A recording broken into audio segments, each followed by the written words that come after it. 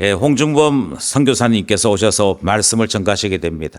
이미 우리와 함께 교제를 했었고 또 사역을 했었기에 다 아는 그런 분이 아닐까 싶습니다. 삼여전도회가 후원을 하는 그런 관계로 오늘 특송을 했는데요. 그와 상관없이 이 시간 말씀을 전할 때 사모하는 마음으로 환영하고 맞이하기를 원합니다. 선교사님 나오실 때 박수로서 우리 한양에 주면 좋겠습니다.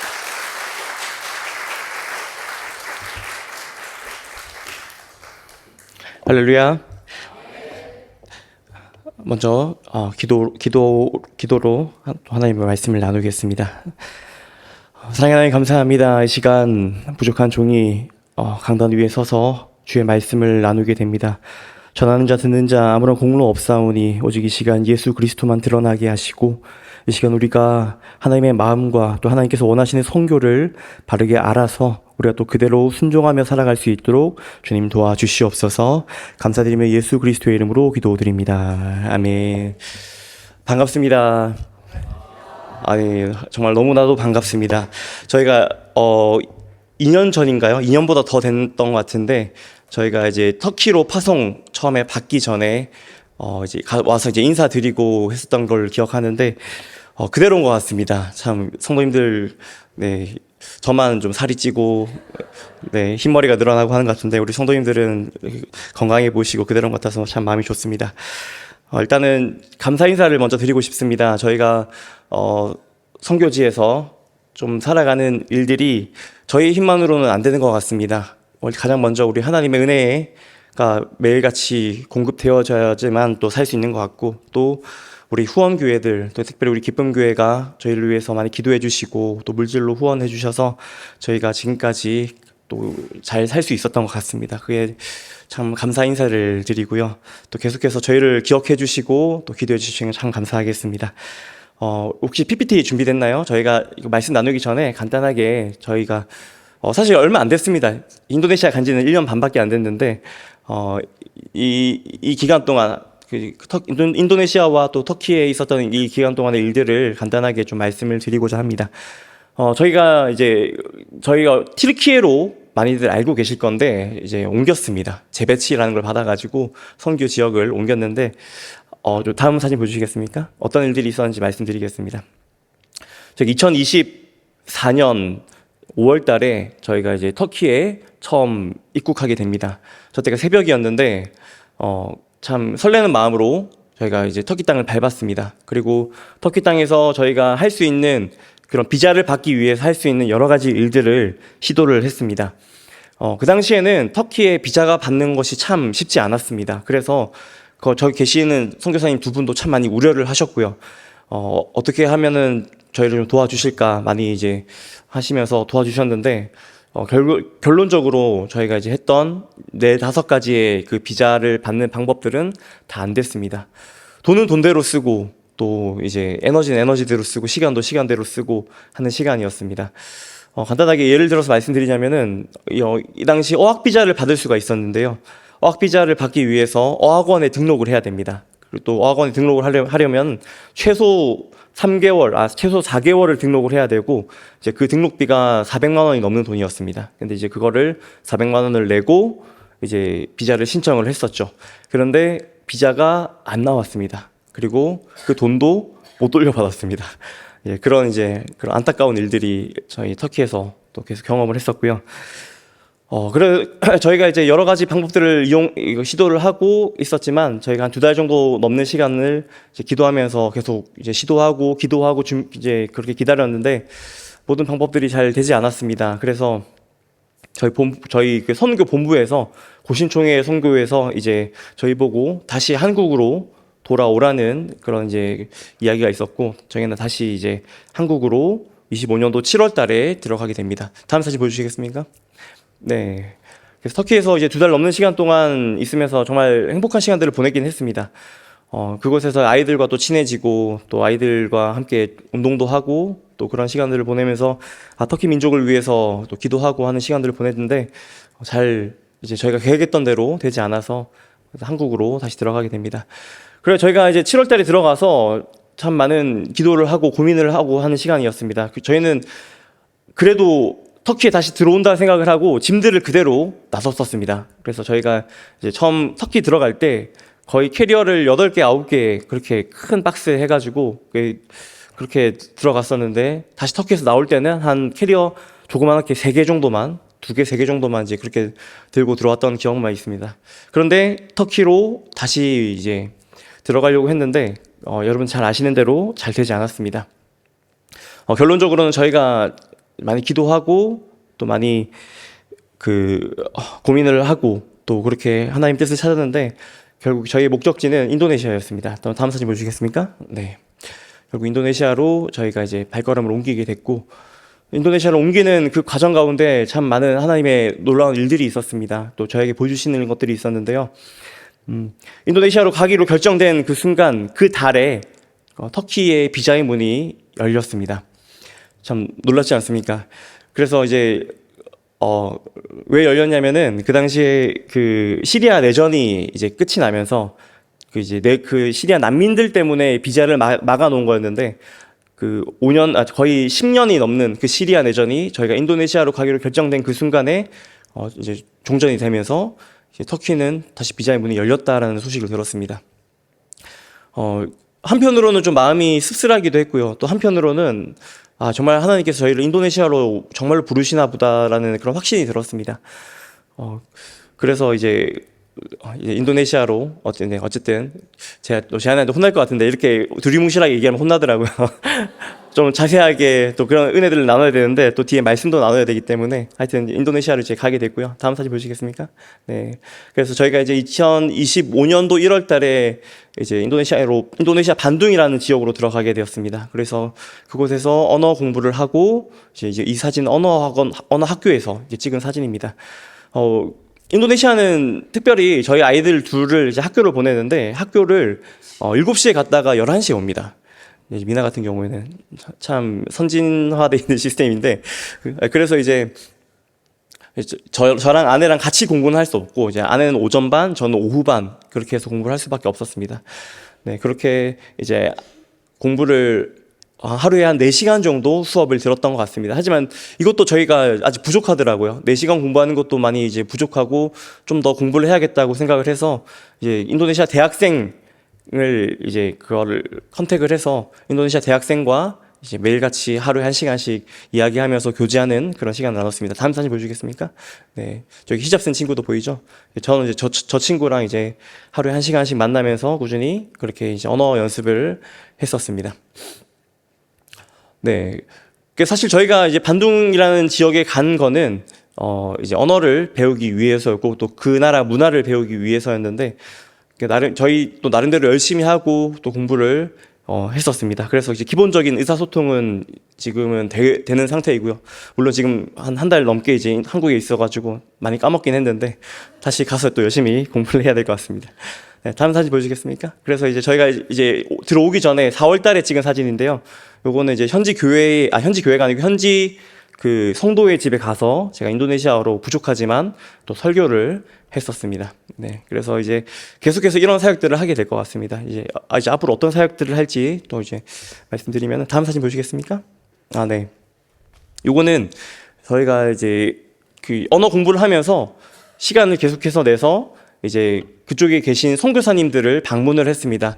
저희가 아직 초보 선교사다 보니까 거기서 어떤 일을 해야 될지 어떤 사역을 해야 될지 막막하다 보니까 그곳에 계신 선교사님들을 많이 만나 뵙고 또 그들이 하시는 일들을 우리가 많이 보았습니다. 여기서는 저 왼쪽 사진을 보면은 보육원입니다. 이 보육원은 이제 기독교 보육원인데요. 인도네시아는 특별하게 그 신분증에 기독교 그 종교를 적는 안이 있습니다. 그래서 이슬람이라고 적혀 있으면은 반드시 그 모스크에 가야 되고요. 기독교로 적혀 있으면은 교회에 가야 됩니다.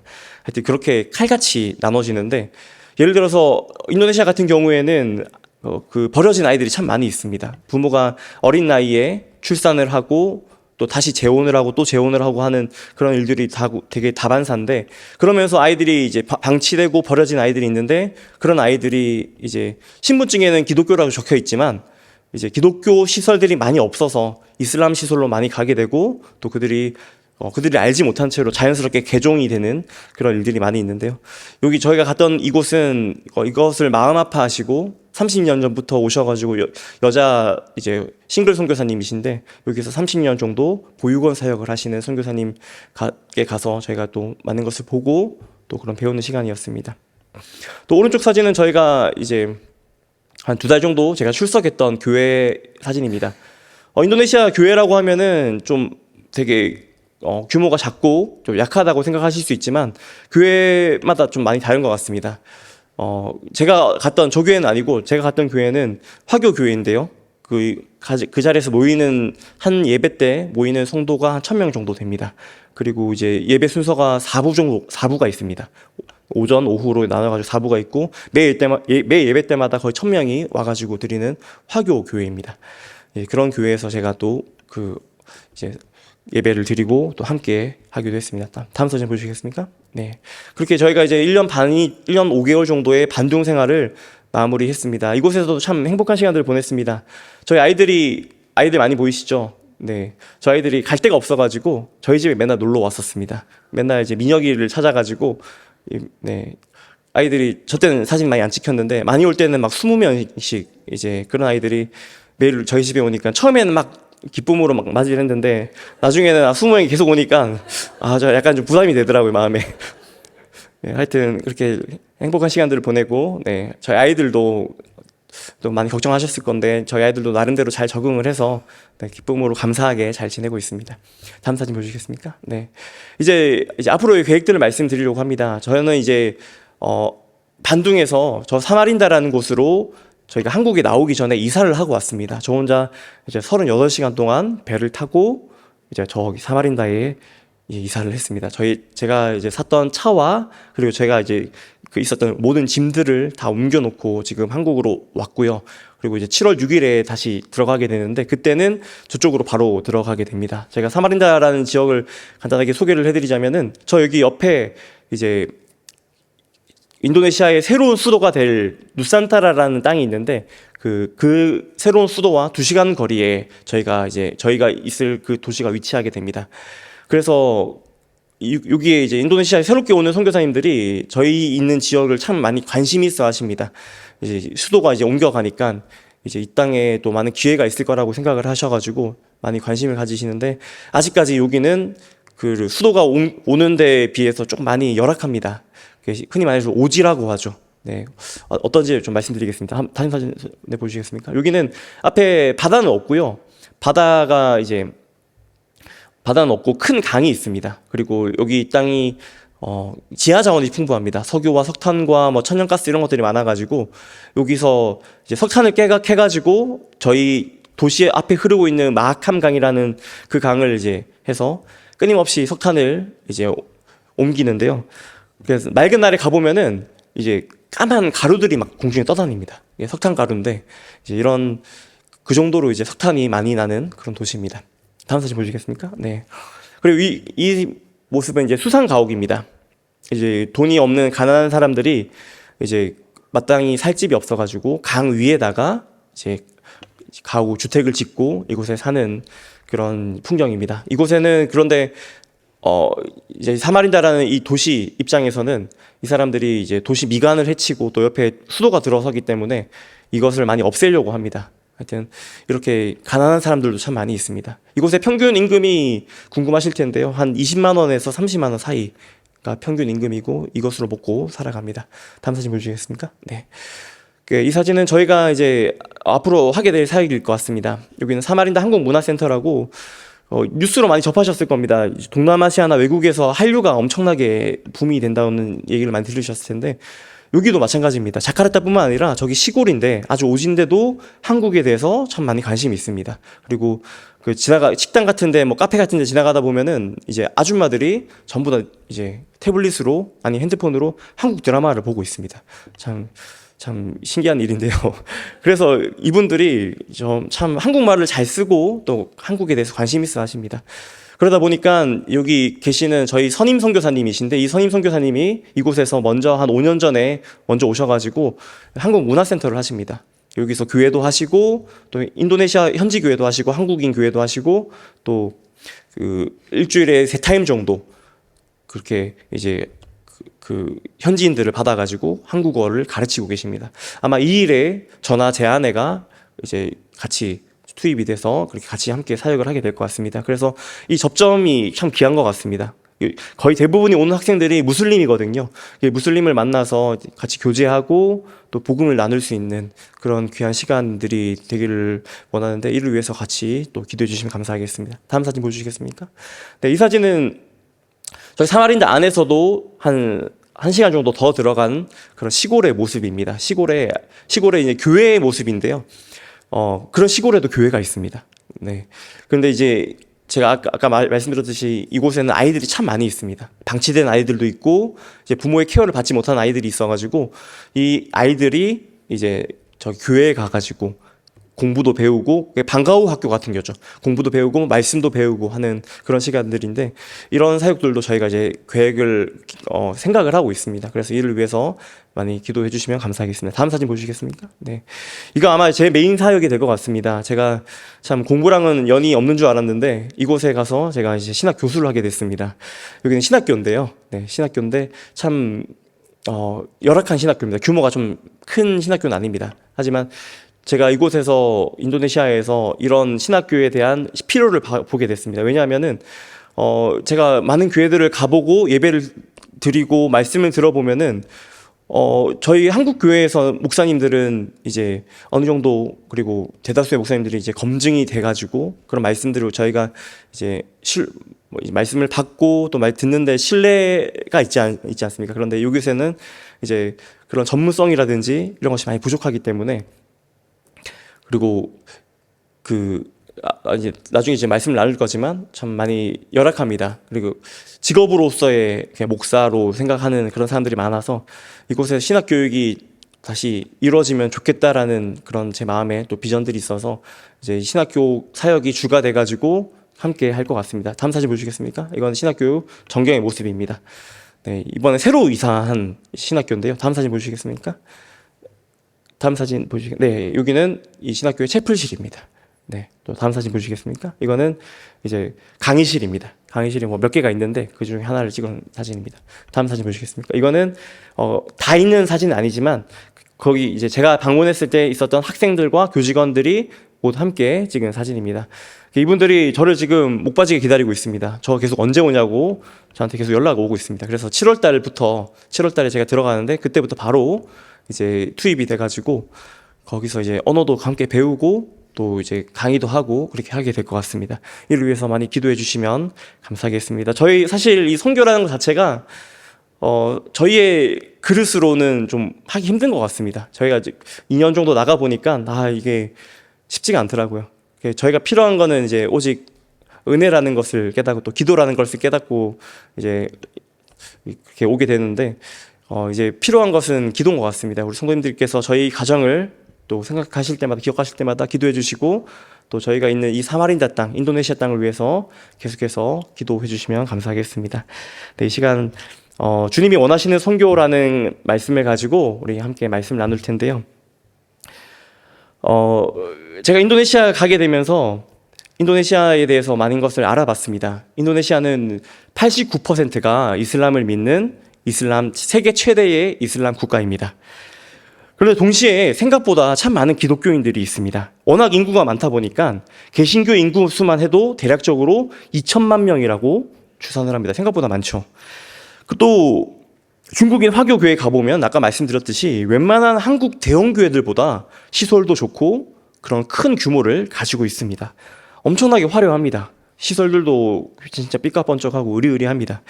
하루는 화교들이 많이 모이는 교회에서 주일 예배를 드린 적이 있습니다. 저는 그저 예배에 참석한 것뿐인데 참 주눅 들더라고요. 너무 규모가 크고 해서 큰 규모와 또 최신식 장비들, 화려한 무대와 그런 음악들, 그리고 교회를 섬기는 수많은 사역자들을 보면서 저에게 질문이 한 가지 생겼습니다. 어떤 질문이냐면 과연 이곳에 선교사가 필요할까라는 질문이었습니다. 내가 이곳에서 무엇을 할 수 있을까? 이곳 교회들도 하지 못한 그 이슬람 선교를 내가 과연 할 수 있을까? 선교는 무엇이고 선교사는 무엇을 해야 하는가? 이런 고민들을 했었습니다. 오늘 말씀은 제가 한 이 1년 반 정도의 고민을 녹여낸 이 말씀입니다. 사랑하는 성도 여러분, 오늘 본문은 우리가 아주 참 잘 아는 말씀이죠. 예수님께서 부활하시고 나서 제자들에게 주신 말씀입니다. 우리는 이 말씀을 보통 뭐라고 부릅니까? 지상 명령이라고 부릅니다. 예수님은 말씀하십니다. 너희는 가서 모든 민족을 제자로 삼으라. 이 말씀을 들으면 우리는 보통 선교를 떠오릅니다. 선교사를 떠올리죠. 보통 해외에서 복음을 듣지 못한 자들에게 복음을 전하는 것이라고 우리는 생각을 합니다. 맞습니다. 분명 이 말씀은 분명하고 명백하게 선교에 대해서 이야기하고 있습니다. 그런데 우리는 한 가지 더 깊이 이 시간 생각해 보고자 합니다. 주님께서 진정으로 원하시는 선교는 과연 무엇일까요? 그저 사람을 많이 모으는 것일까요? 아니면 교회 건물을 세우는 것일까요? 가난한 자들에게 빵을 나눠주는 것일까요? 물론 이런 일들도 필요합니다. 복음을 전해야 하고 예배 공동체도 필요합니다. 분명히 건물도 필요하고요.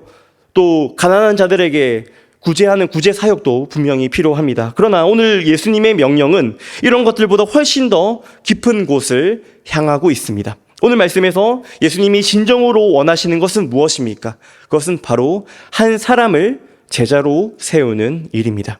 오늘 본문이 우리에게 가르쳐주는 선교는 단순한 활동이나 행사가 아닙니다.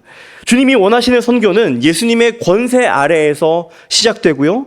제자를 세우며 교회를 세우고 다음 세대까지 이어지는 것입니다.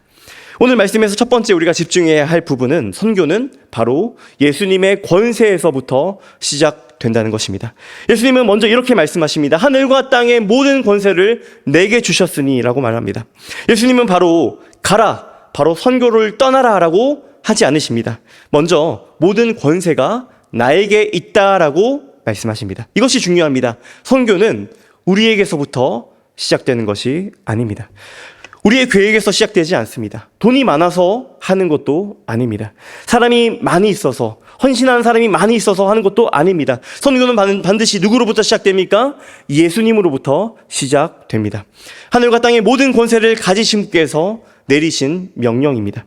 이 명령은 해도 되고 안 해도 되는 것이 아니죠. 그래서 이 말씀이 우리에게 좀 큰 부담으로 느껴질 수 있습니다. 우리가 어떻게 모든 민족을 제자로 삼을 수 있을까? 우리가 어떻게 사람을 마음을 바꿀 수 있을까? 그런데 여러분, 이 말씀을 깊이 묵상하다 보면은 이 말씀이 우리에게 부담이 아니라 위로가 됩니다. 왜 그렇습니까? 선교가 우리 손에 달려 있지 않기 때문입니다. 우리는 사람의 마음을 절대로 바꿀 수가 없습니다. 여러분들 많이 오래 지금까지 살아보셔서 아시지 않습니까? 내 남편, 내 아내, 내 자녀들 내 마음대로 되지 않습니다. 우리는 죽은 영혼을 절대로 살릴 수가 없고요. 우리의 힘으로 우리가 교회를 세울 수가 없습니다. 실상 교회를 세우시는 분은 누구십니까? 우리 주님이십니다. 그럼 우리는 무엇을 해야 합니까? 우리는 그저 이 말씀에 순종할 뿐입니다. 주님이 일하시고요. 주님이 자기 백성들을 부르시고 세우십니다. 사랑하는 성도 여러분, 선교의 본질은 내가 아니라 우리가 아니라 누가 하십니까? 주님이 하십니다. 그래서 우리는 두려워하지 않아도 됩니다. 선교가 우리의 능력에서 시작된다면 우리는 금방 지칠 수밖에 없을 것입니다. 그러나 선교가 시작되는 것은 우리가 아니라 내가 아니라 우리 주님에서부터 선교가 시작됩니다. 우리는 부족하지만 주님은 부족하지 않으시고요. 우리는 연약하지만 우리 주님은 연약하지 않으시고, 우리는 결과를 다 알 수 없지만 우리 주님은 반드시 이루어 내시는 분이십니다. 그러므로 선교는 내가 아니라 우리 주님께 달려 있는 줄 믿으시기 바랍니다. 오늘 말씀에서 두 번째 집중해야 할 부분은 예수님 명령은 제자를 삼으라는 명령입니다.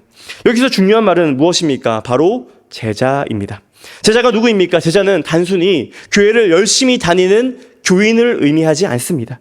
제자는 단순히 예수님을 안다라고 말하는 사람이 아닙니다. 제자는 누구입니까? 예수님께 속해 있는 사람입니다. 예수님의 길을 따라가는 사람이고요. 넘어지고 쓰러져도 다시금 주님 앞에 돌아오는 사람이 제자입니다. 선교는 이러한 제자를 삼는 일입니다. 선교는 단순히 사람을 많이 모으는 것이 다가 아닙니다. 교회 건물을 세웠다고, 학교 건물을 세웠다고 선교가 끝이 나는 것이 아닙니다. 사람들이 또 많이 모이고 우리 눈에 그럴듯해 보여도 그 선교가 성공한 선교라고 우리가 장담할 수가 없습니다. 우리가 선교를 생각할 때 반드시 이 질문을 떠올려 봐야 합니다. 어떤 질문입니까? 그곳에 거듭남과 회심의 역사들이, 주님께 돌아오는 그 구원의 역사들이 일어나고 있는가? 사람들이 말씀을 배우고 있는가? 사람들이 순종의 사람으로 자라가고 있는가? 그 사람들이 예배자로 서가고 있는가? 그리고 그들이 다시 제자를 세우고 있는가? 예수님은 우리에게 사람을 모으라고 하지 않으셨고, 예수님은 우리에게 교회 건물을 세우라고 하지 않으셨고, 빵을 나눠주라고 하지 않으셨습니다. 예수님은 우리에게 뭐라고 하셨습니까? 제자를 삼으라고 말씀하셨습니다. 이것이 중요합니다. 이 차이를 놓치면 선교의 방향이 완전히 달라지게 됩니다. 사람을 많이 모으는 것이 목표가 되면은 숫자가 가장 중요해지고요. 건물을 세우는 것이 목표가 되면은 외형이 제일 중요해집니다. 행사를 하는 것이 목표가 되면은 그럴듯한 성과가 가장 중요해집니다. 그러나 오늘 예수님의 명령은요, 정말로 분명합니다. 무엇입니까? 모든 민족을 제자로 삼으라고 말씀하고 계십니다. 그러므로 선교의 중심에는 언제나 무엇이 있어야 됩니까? 사람이 있어야 합니다. 그리고 그 사람은 단순한 참석자, 단순한 교인이 아니라 예수님의 제자로 세워져야 한다는 것입니다. 그렇다면 이 제자는 어떻게 세워지는 것입니까? 오늘 말씀의 세 번째 집중해야 할 부분은 바로 이 부분입니다. 제자는 반드시 말씀과 세례 안에서 세워진다는 것입니다. 예수님은 제자를 어떻게 세워야 하는지도 우리에게 말씀하고 계십니다. 아버지와 아들과 성령의 이름으로 세례를 베풀고 내가 너희에게 분부한 모든 것을 가르쳐 지키게 하라라고 말씀하십니다. 여기에는 두 가지가 있습니다. 첫 번째는 바로 세례가 있고요. 두 번째는 가르침이 있습니다. 세례는요, 단순히 의식이 아닙니다. 여러분 잘 아시죠? 세례는 의식이 아닙니다. 세례는 이 사람은 이제 하나님께 속한 사람입니다라는 공식적인 표입니다. 이 사람은 그리스도의 몸인 교회 안으로 이제 들어왔습니다라는 증표인 것이죠. 그런데 세례받았다고 해서 끝입니까? 끝이 아닙니다. 이 세례받은 사람은 계속해서 오늘 말씀처럼 배워야 합니다. 예수님의 명령하신 것을 배워야 합니다. 그리고 배운 말씀을 그대로 순종하는 삶을 살아야 합니다. 이것이 교회가 해야 할 일입니다. 복음을 전해야 합니다. 그리고 세례를 베풀어야 합니다. 말씀을 가르쳐야 합니다. 성도들이 그 말씀대로 살도록 교회가 도와야 합니다. 이것이 건강한 교회를 세우는 유일한 길입니다. 초대교회는 예수님의 이러한 말씀을 정확하게 지켰습니다. 사도들은 어떻게 했습니까? 복음을 전했습니다. 사람들은 회개하고 세례를 받았습니다. 그리고 사도들의 가르침을 또한 받았죠. 함께 예배했고, 함께 기도했고, 함께 떡을 떼었고, 서로 사랑했습니다. 그리고 그렇게 교회가 세워졌습니다. 그리고 그 교회는요, 다시 교회를 세웠습니다. 근데 우리가 흔히 오해하는 것들이 있습니다. 이 세상에 있는 교회들을 보면서, 이 땅에 있는 교회들을 보면서 좋은 건물, 좋은 프로그램, 좋은 행사가 있으면은 교회가 성장하고 잘할 수 있다고 생각을 합니다. 아니면 몇몇의 능력이 있는 사람들이 있거나, 아니면 넉넉한 재정이 있으면은 그 교회는 성공할 수 있다, 그 교회는 잘할 수 있다, 부흥할 수 있다라고 생각하지만 이것은 사실이 아닙니다. 사랑하는 성도 여러분, 교회는 반드시 무엇으로 자라납니까? 말씀으로 자라납니다. 교회는 반드시 복음으로 자라나고요. 교회는 반드시 성례로 자라납니다. 교회는 반드시 하나님 말씀에 순종함으로 자라나는 줄 믿습니다. 이러한 교회를 세우는 일이 바로 예수님께서 오늘 말씀하신 선교입니다. 오늘 말씀의 네 번째 포커스는요, 선교는 건물을 세우는 일보다 사람을 세우는 일에 집중해야 한다는 것입니다. 제가 인도네시아 선교사라는 소개를 할 때 여러 가지 질문들을 받게 됩니다. 인도네시아는 이슬람 국가 아닙니까? 거기에는 교회가 거의 없지 않습니까? 라고 하면은 제가 아까 앞서 말씀드렸듯이 인도네시아의 5%가 기독교를 믿고 있습니다. 예수님을 믿고 있습니다. 그리고 그들의 대부분이 이제 2천만 명이나 되는 그런 이제 기독교인이 됩니다라고 이야기를 합니다. 그래서 어느 누군가는 또 이렇게 물어볼 수 있습니다. 그러면 2천만 명이나 되는 그 인도네시아 땅에 선교가 필요합니까? 선교사가 필요합니까? 라고 저에게 질문을 하실 수 있습니다. 그래서 저는 이제 제 안의 대답은 분명합니다. 무엇이냐면은, 네, 인도네시아에는 여전히 선교사가, 그리고 선교가 필요합니다. 왜냐하면 선교는 단순히 교회 건물을 세우는 것이 다가 아니기 때문입니다. 선교는 단순히 교인들의 숫자를 늘리는 것이 다가 아닙니다.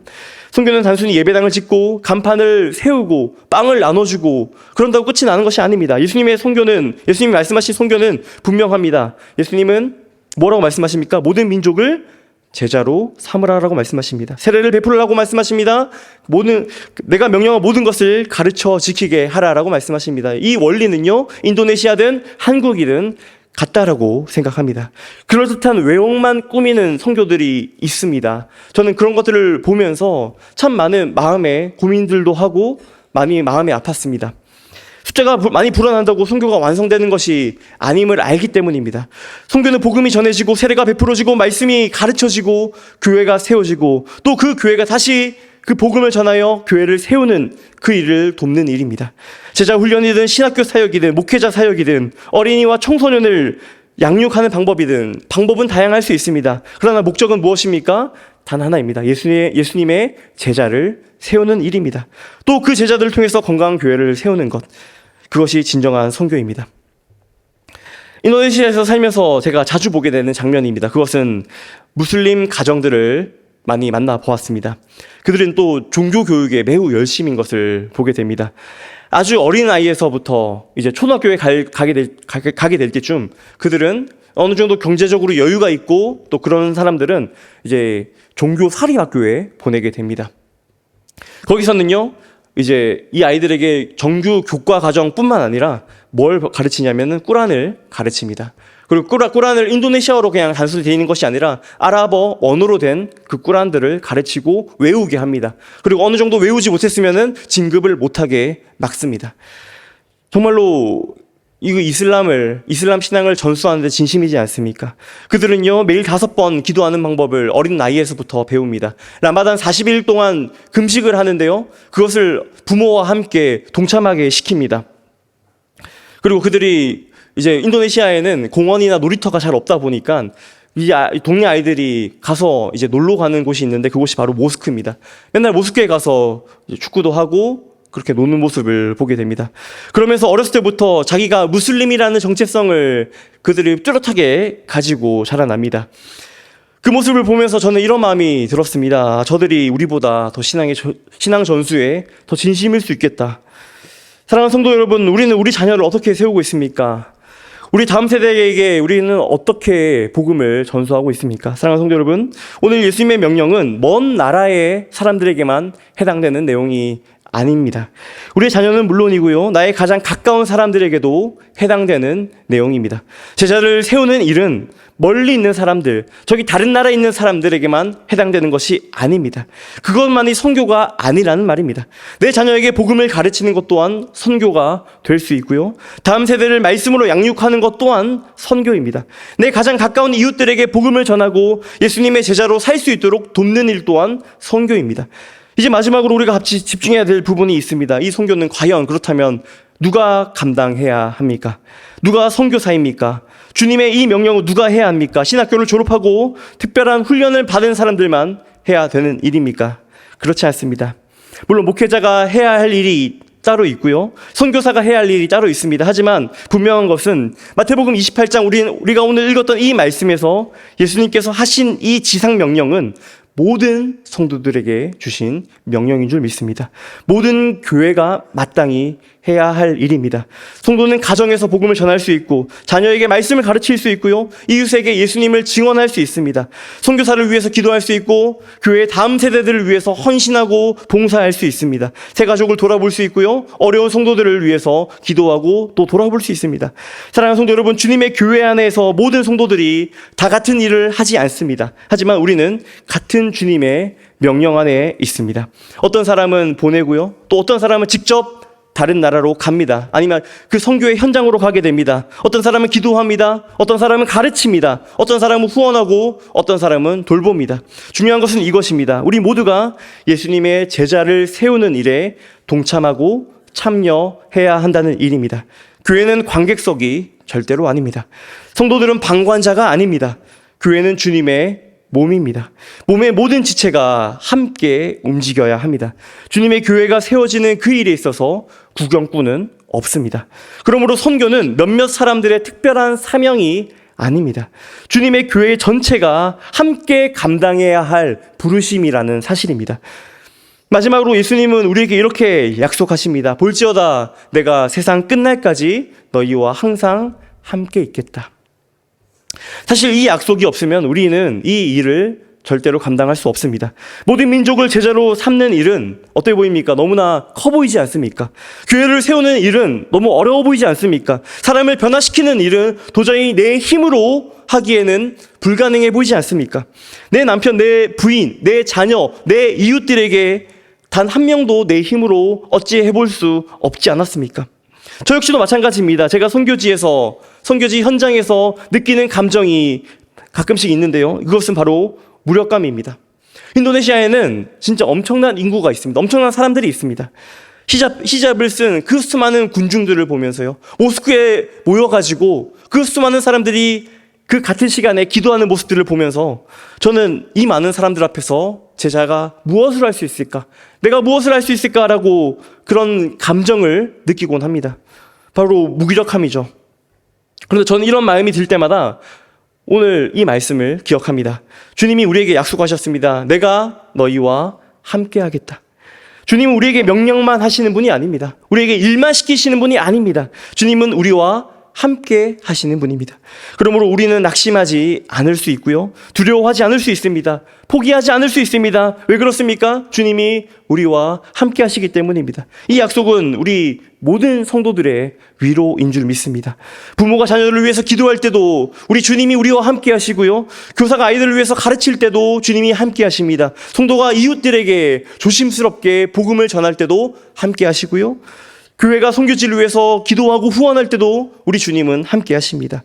우리가 연약할 때, 우리가 부족할 때 우리 주님은 우리와 함께 하신 줄 믿습니다.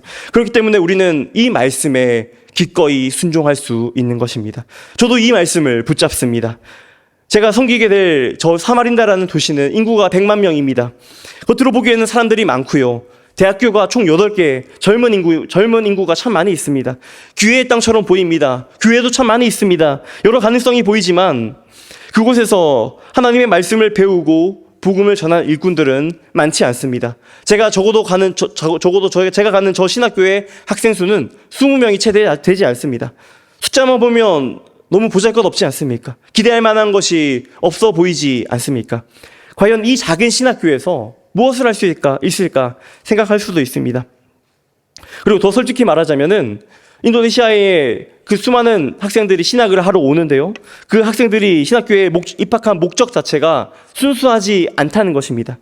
어떤 학생은 취업이 되지 않아 왔을 수도 있고요. 어떤 학생은 특별히 할 일이 없어서 왔을 수도 있고, 어떤 학생들은 단순히 학위를 따기 위해서 왔을 수도 있습니다. 그러나 저는 낙심하지 않습니다. 저는 오히려 기대하고 또 하나님께서 하시는 일들이 흥분됩니다. 왜냐하면 예수님께서 하신 명령은 좋은 조건이 갖춰졌을 때 예수님의 제자를 삼으라라고 말씀하지 않으십니다. 예수님이 가능성이 커 보이는 사람들로만 제자 삼으라고 하지 않으셨습니다. 뭐라고 하셨습니까? 모든 민족을 제자로 삼으라고 말씀하셨습니다. 내가 너희에게 분부한 모든 것을 가르쳐 지키라라고 말씀하십니다. 그래서 저는 이 말씀에 순종합니다. 비록 학생 수는 적어도 그 한 사람 한 사람이 예수님의 제자로 세워지기를 저는 기대합니다. 그곳에서 하나님의 일이 시작될 수 있다고 저는 믿습니다. 비록 지금은 아무런 소망도 없고 가능성도 적어 보이고 어떤 열매도 기대하기 힘들어 보일지 몰라도 저는 그 자리에서 하나님의 일하심을, 하나님의 함께하심을 기대하고 있습니다.